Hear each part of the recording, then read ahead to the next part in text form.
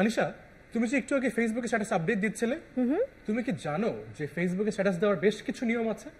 Status update দেওয়ার কি নিয়ম থাকতে পারে? অনেক মজার মজার টিপস আছে। তাই নাকি? আমি জানি না, কিন্তু যে জানে তার কাছে কিছু মজার মজার টিপস নিয়ে আসি। ইন্টারেস্টিং। আমরা দেখে আসি স্ট্যান্ড আপ কমেডিয়ান তাসিনের ইন্টারনেট নিয়ে মজার মজার কিছু টিপস।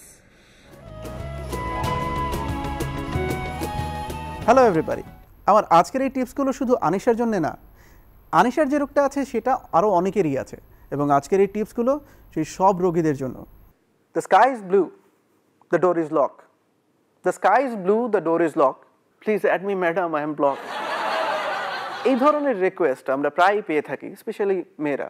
তো সেক্ষেত্রে যেটা করা উচিত আপনাদের, সেটা হচ্ছে 100 হাত দূরে থাকুন। ইন্টারনেট এবং ফেসবুক আমাদের লাইফের অংশ হয়ে গেছে। আমার চাকরির সুবাদে আমি কিছু ইন্টারভিউ বোর্ডে বসার সুযোগ পেয়েছিলাম। সেখানে একজন ক্যান্ডিডেট ছিল যার সিভিতে লেখা ছিল সে কম্পিউটার লিটারেট। তো যথারীতি প্রশ্নকর্তা তাকে প্রশ্ন করলেন যে আপনাকে যদি মাইক্রোসফট অফিসে যে কোনো কাজ দেওয়া হয় আপনি করতে পারবেন? তিনি উত্তর দিলেন, অবশ্যই স্যার, অবশ্যই পারবো, কিন্তু ঢাকা হেড অফিসে দিলে একটু ভালো হয়। এনিওয়েজ, একটা ঘটনা শেয়ার করি। আমার এক ফ্রেন্ড আছে, তাকে আমি বললাম, দোস্ত, ভাবছি কালকে সকাল থেকে আমি একটা মাইক নিয়ে মতিঝিলে যাব, গিয়ে শাপলা চত্বরের উপর দাঁড়াবো, দাঁড়াই বক্তৃতা দেওয়া শুরু করব। আমি বলতে থাকবো যে আমার এই জীবন ভাল লাগে না, লাইফ সাকস, আমার কোনো কিছু ভাল লাগে না, আমার পেটে ব্যথা, I'm brushing my teeth, etcetera etcetera. আমার ফ্রেন্ড বললো যে তোর মাথা খারাপ হয়েছে, এইসব পার্সোনাল জিনিস তুই পাবলিকলি মাইকে বলবি, মাইট তো একটা মাটিতে পড়বে না। বললাম, এক্স্যাক্টলি, তুমি এই কাজটাই করছো বাবা। সেগুলো কীভাবে? বললাম, তুমি যে প্রতিদিন সকালে উঠে I am brushing my teeth, life is boring, life sucks, তোমার কি মনে হয় যে ফেসবুকে যারা আছে তাদের এইসব দেখার টাইম আছে?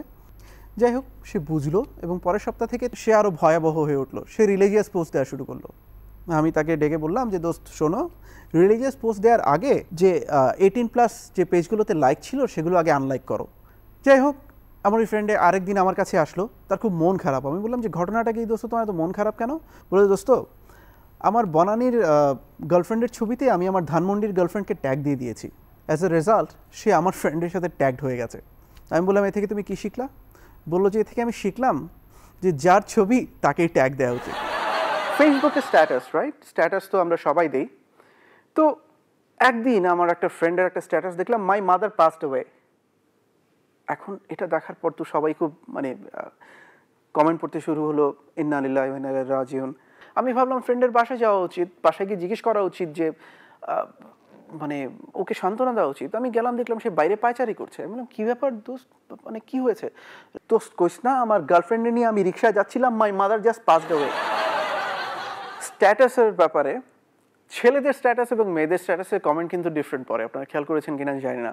মনে করেন কোনো ছেলে স্ট্যাটাস লিখলো যে আমার কিছু ভাল লাগে না, কি কমেন্ট পড়তে পারে তার স্ট্যাটাসে? কমেন্ট পড়তে পারে এরকম যে তোর ভাল লাগে না, আমি কি করুম, তাই না? কেউ লিখতে পারে আমারও তোরে ভাল লাগে না, অথবা কেউ লিখলো যে যা দূরে গিয়া মর, ফ্রেন্ডদের মধ্যে লিখতেই পারে। বাট সেম স্ট্যাটাসটা যদি কোনো মেয়ে দেয়, কমেন্ট পড়তে পারে কী ধরনের? কমেন্ট পড়তে পারে যে তোমার কি বেশি মন খারাপ, অথবা আমাকে কি বলা যাবে তোমার কি হয়েছে, অথবা রিক্সায় ঘুরলে অনেক ভালো লাগে, চলো না রিক্সায় ঘুরি, সুযোগ নেই আর কি। একটা ঘটনা বলি, আমার একটা ফ্রেন্ড প্রায়ই তার দেখা যায় বড় বড় হোটেলে চেক ইন। তো একদিন আমি তার সাথে রিক্সায় যাচ্ছিলাম, হঠাৎ করে সে ওয়েস্টিনের সামনে আমাকে দাঁড় করালো যে দাঁড়া দোস্ত, আমার একটু কাজ আছে। আমি দেখলাম সে ওয়েস্টিনে ঢুকলো এবং 10-15 মিনিটের মধ্যে বের হয়ে আসলো। আসার পরে আমি খেয়াল করলাম ফেসবুকে তার চেক ইন ওয়েস্টিনে। আমি বললাম, আচ্ছা এই ব্যাপার, 16 দোস্ত কারো বলিস না, আমি টাকা তুলতে এখান থেকে তুলি, ঢুকেই চেক ইন দিয়ে দিই। আমার আরেকটা ফ্রেন্ড আছে, চশমা, মোটা চশমা পরা, এবং সে সারাক্ষণ ইন্টারনেট নিয়ে সারাক্ষণ ঘাটাঘাটি করে, ঠিক আছে? সো সে একদিন বললো, দোস্ত তুই জানোস আমার স্কাইপি আছে, আমার হটমেল আছে, আমার জিমেইল আছে, আমার ফেসবুক আছে, আমার হোয়াটসঅ্যাপ আছে, আমার টুইটার আছে। তো আমি বললাম, কী ব্যাপারে, তোর কোনো লাইফ আছে? বললো, না তো দোস্ত, লিঙ্কটা দিস তো একটু। সব কিছুর পরেও যেটা হচ্ছে যে এখনও গুগল আমরা বাংলাদেশে যারা ইউজ করি তাদের মধ্যে 30% লোক ইউজ করি সার্চ ইঞ্জিন হিসাবে, বাকি 70% ইউজ করি আমাদের ইন্টারনেট কানেকশন আছে কিনা দেখার জন্য। আমাদের বেশি বেশি ভালো কাজে ইন্টারনেটকে ব্যবহার করা উচিত।